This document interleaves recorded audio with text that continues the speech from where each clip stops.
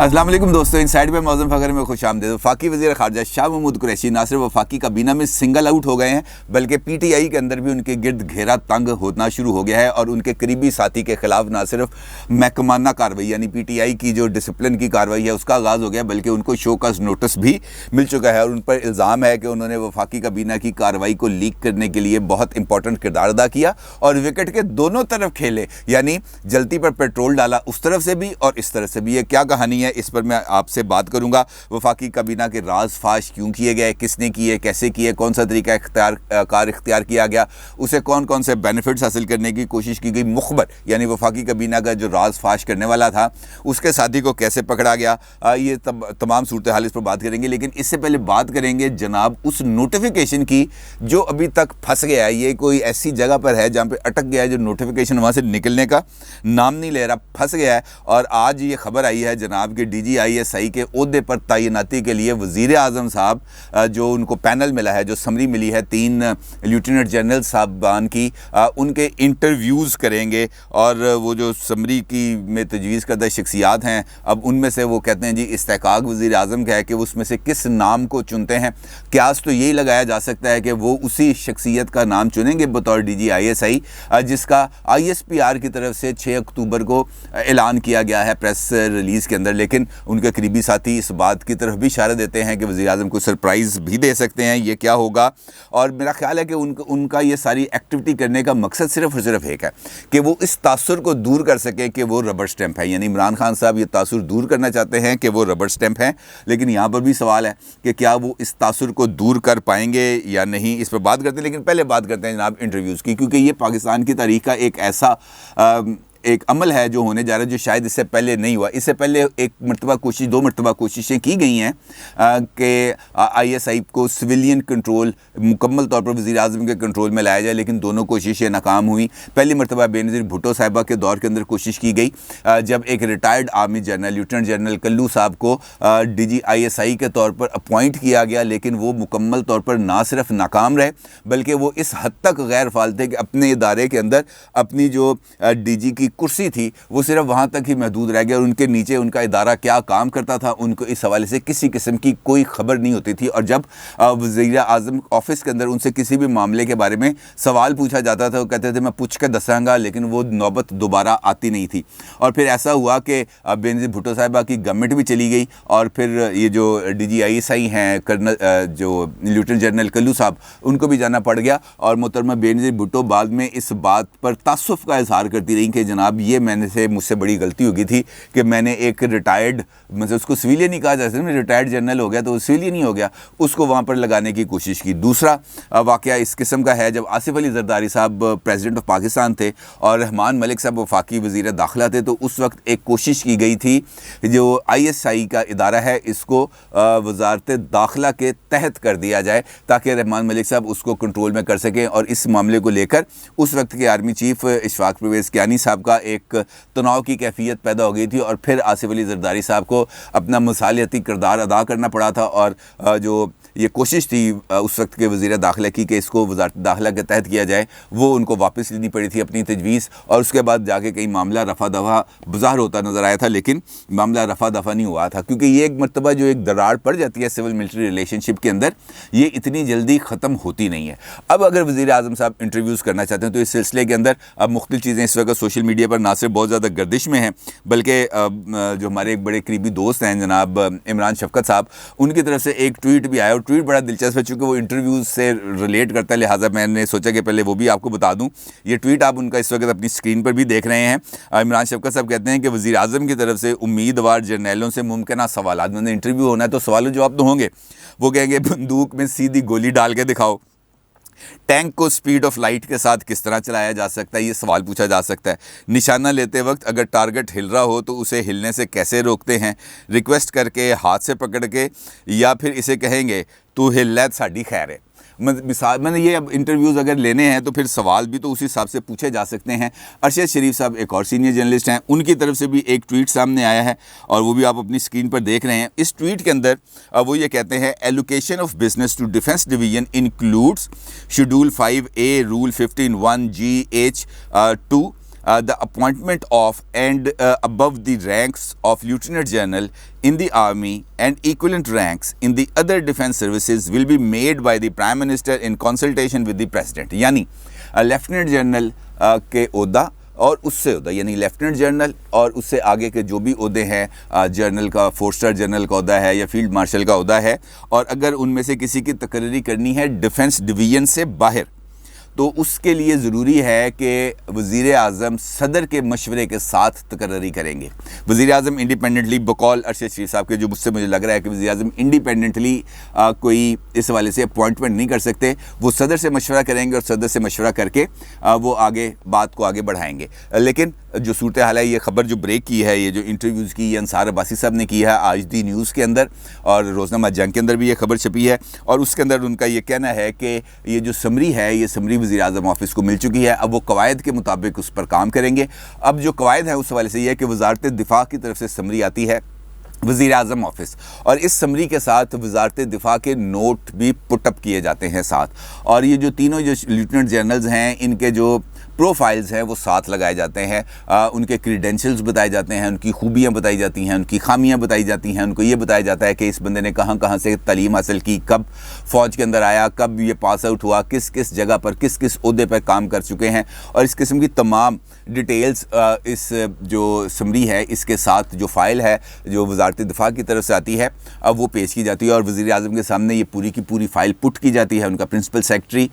वो सामने रखता है, और फिर वज़ीर आज़म ये जो तीनों प्रोफाइल्स उनके सामने आते हैं, उनको देख के, उनको जज करके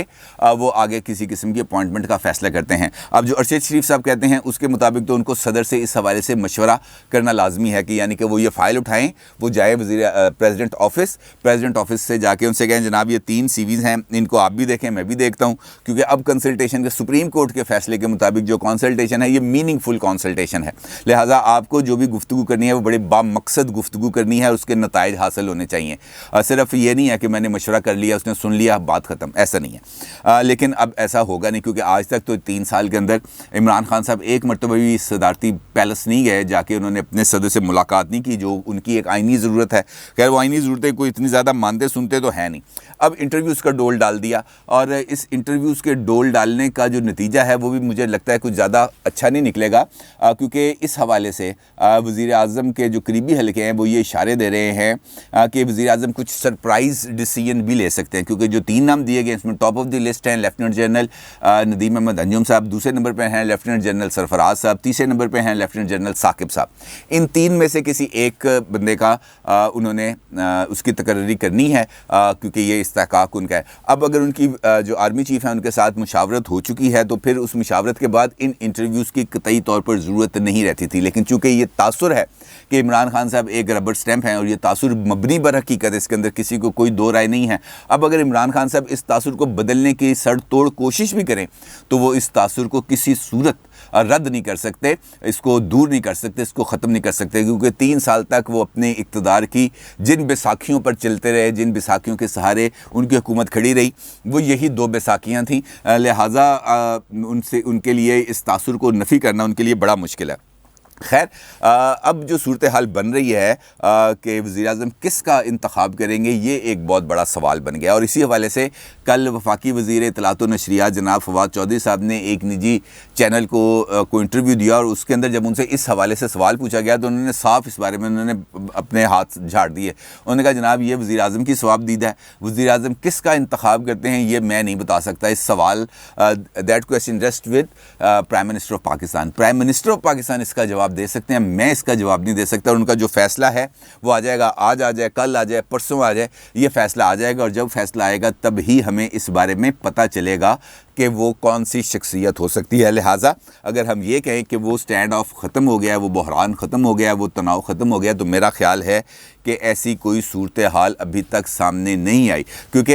ये जो इस वक्त इमरान खान साहब पर अचानक جو نواز شریف کا روپ دھارنے کا جو ان کے سر میں سودا سمایا ہے، یہ کوئی اتنی جلدی اترنے والا ہے نہیں، کیونکہ جب یہ دماغ کے اندر یہ والا سودا سما جائے کہ میرے پاس اختیارات بہت زیادہ ہیں، میرے پاس پاورز بہت زیادہ ہیں، میرے آئینی اختیارات کوئی سلب نہیں کر سکتا، میں اپنی مرضی کے فیصلے کر سکتا ہوں، تو یہی وہ مقام ہے جہاں سے آپ کا تنزلی کی طرف عمل کا آغاز ہوتا ہے۔ اور پاکستان جیسے ملک کے اندر جہاں پر معروضی حالات بالکل ویسے نہیں ہوتے جیسے نظر آتے ہیں، اور خاص طور پر جب اسٹیبلشمنٹ کے ساتھ آپ تناؤ کی کیفیت میں آ جائیں، تو اس کے بعد وہ جو کہتے ہیں نا رف سیلنگ اہیڈ، کہ آگے آپ کے لیے مشکلات ہی بڑا دور آئے گا، تو وہ یقینی طور پر ایسا ہی ہے، اسے ہٹنے کی کوئی ضرورت نہیں۔ اور اب تو جو سچویشن ہے وہ خالی یہاں سے یعنی گورنمنٹ اسٹیبلشمنٹ سے نکل کر خود کابینہ کے اندر بھی آ گئی ہے، کیونکہ شاہ محمود قریشی صاحب کا نام آ رہا ہے اس ساری صورتحال میں بہت زیادہ متنازع کردار کے طور پر، کیونکہ پی ٹی آئی کے جو رینکس اینڈ فائلز ہیں وہ اب یہ بتا رہے ہیں کہ اس ساری صورتحال کو اس لیول تک لے کے آنے میں شاہ محمود قریشی صاحب کا بہت زیادہ کردار ہے، کیونکہ وفاقی کابینہ کے ایک رکن نے عمران خان صاحب کو یہ کہا تھا جب یہ نوٹیفیکیشن والا معاملہ چل رہا تھا، کیونکہ اس سے پہلے یہ ذرائع یہ بھی بتا رہے ہیں کہ عمران خان صاحب کو